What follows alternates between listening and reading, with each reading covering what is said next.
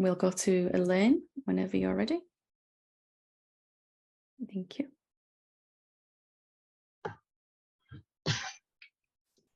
Hi. Hi. I don't think I'll ever be ready for this, but I think it's the whole topic this morning of contemplation. I'm going to ask for help to deal with shame. Yes. I mean, everything you've said, how the mind will take you away, and I know it's something that is quite deep, and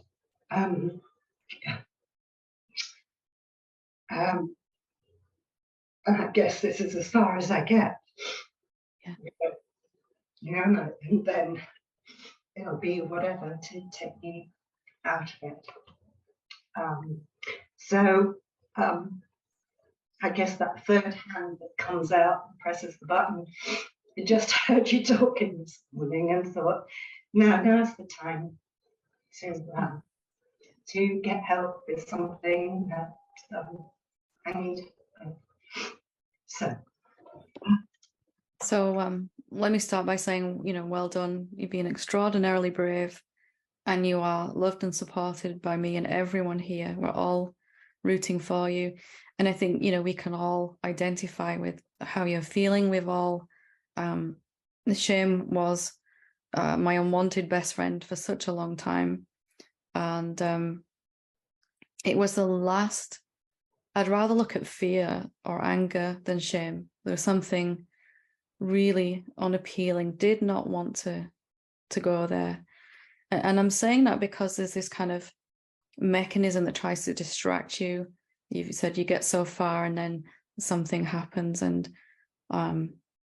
just this urge to protect, to feel better. So I don't really want to look at this because I don't really want to go into this. It's, kind of get this. It's easier to go and watch another satsang or read something in a book that's going to uplift you. And it feels good at the time, but then after a while you kind of realize, hang on a minute, I'm not actually getting to the core of this.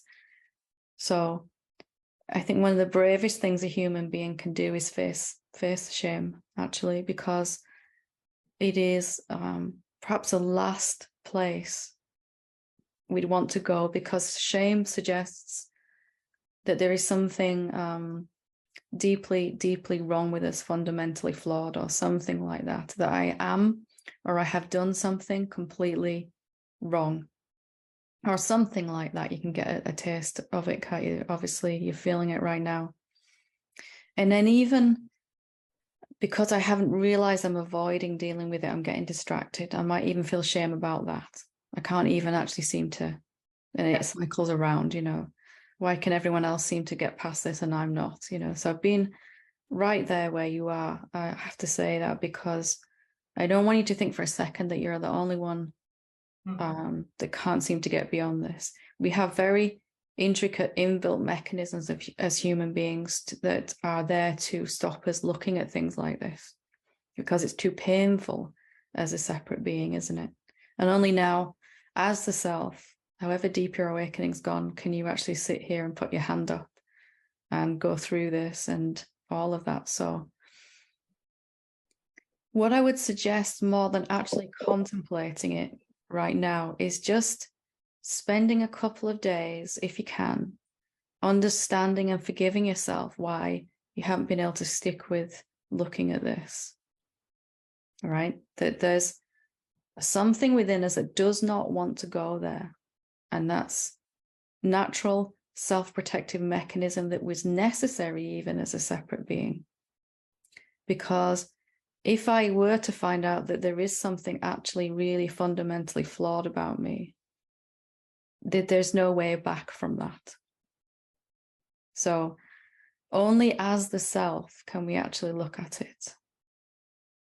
And that starts by, because as the self, we're going to realize it's untrue. It's never been true. It's just a very seductive, well-believed thought with a lot of momentum. So I would spend some time, if I were you, perhaps just gently noticing the ways you distract yourself without realizing. And most of it's unconscious. I sit down to contemplate this, and next thing I know, I'm in the kitchen putting the kettle on, or somebody knocks on the door, or I'm watching, catching up the latest episode of something, and I might not even remember that I was going to contemplate this for maybe a few days even, or hours at least. So just kind of seeing that mechanism of distraction as a thing that was useful and helpful, not making that wrong. It was useful, it was helpful, now we can let it go. We're not making it wrong. And sometimes just doing this is enough to shift the shame. Because the shame for me was hanging on, why can't I actually manage to finally look at this?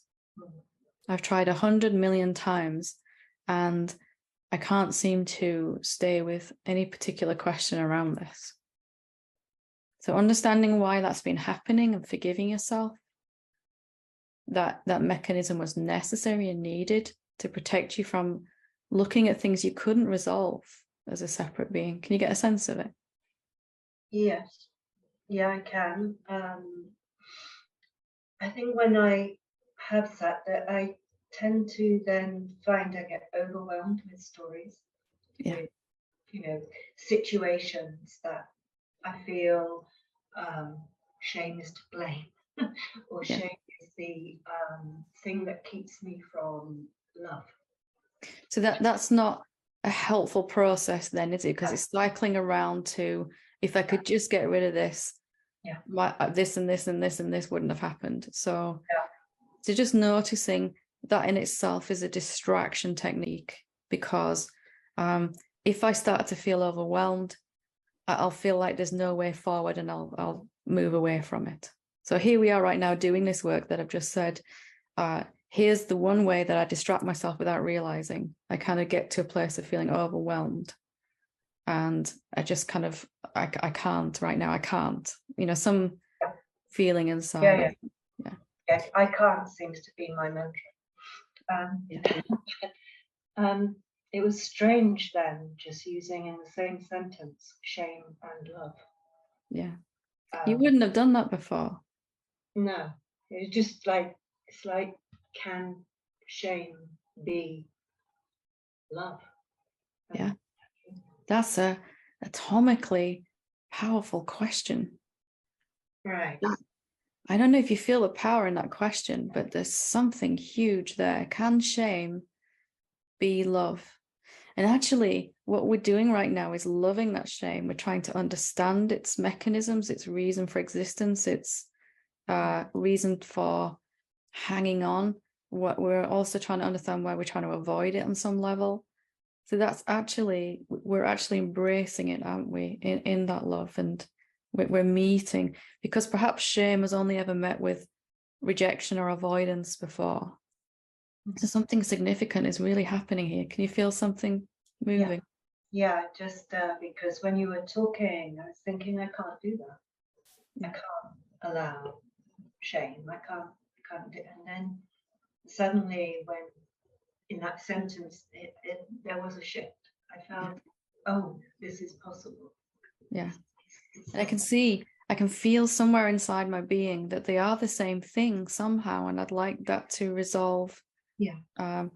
How incredible if I could come to see that shame is love and love is shame, that they're perhaps two ends of a spectrum. I've been calling them different things. And I've been really wanting one and really pushing the other away. Yeah. Of course, that's all I could do. Just that understanding is beginning to see. If I'd have sat here with you and gone through the contemplative process with you, you'd have had some understanding and epiphany. But the very next time you tried to do it by yourself, the same avoidance would have come up. So it's much quicker and easier to kind of look at why we're avoiding it. Yeah. And even doing that, my sense is that that's the only thing that's keeping it in place. Do you get a sense? Yeah. It's like I've turned it from a weapon into maybe a friend. That kind of. A friend that you kind of feel sorry for, you feel compassion for, and you want to help. So something like that, isn't it? It's a different energy you're coming, and that's love. in action, isn't it? That's your real nature, how it would be with this shame right now. And to me, that is what I would stick with now. Yeah. Why have I avoided it unconsciously? How am I doing that? Can I bring that into my conscious awareness with no blame, no shame about that, right? Yeah. Oh, wow, that third hand is ever so useful. It is. It's often unwanted, right? My hand's gone up and I really don't want to talk about this. How on earth am I, but it's very useful. Third hand, I love that. Yeah. Thank you. Thank you for being so brave, sharing, Elaine. Thank you.